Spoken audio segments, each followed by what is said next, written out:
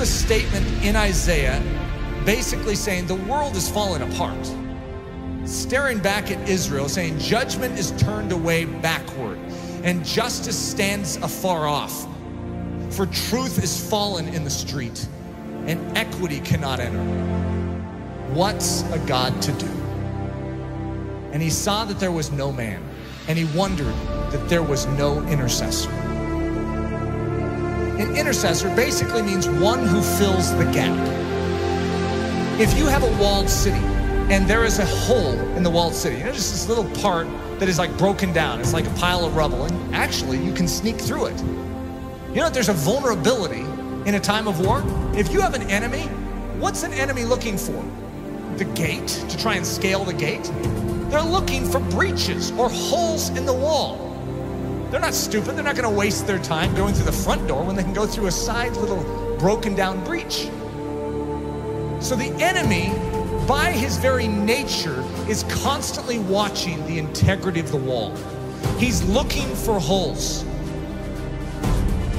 We have massive holes in our life that give the enemy access to do with our life what he sees fit to do. We can say, that's horrible, I'm a Christian. Yeah, you're a Christian with breaches. You are not supposed to be a Christian with breaches.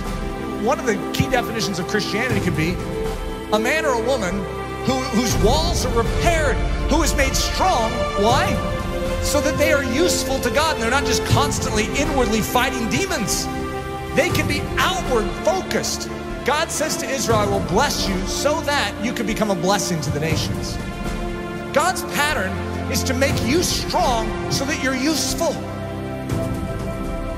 There is a hedge that is supposed to be built up around your life, and it very likely isn't. You need a strong man.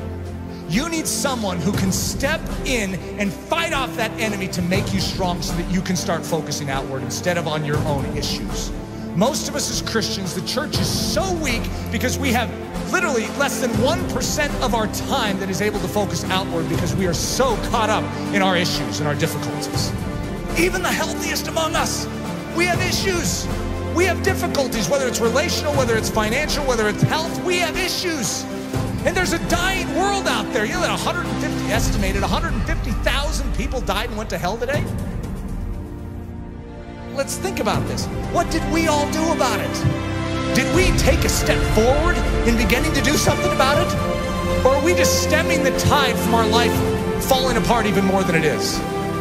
We are living on the defensive instead of the offensive. What we need is the same thing God was looking for back then. The walls are broken down.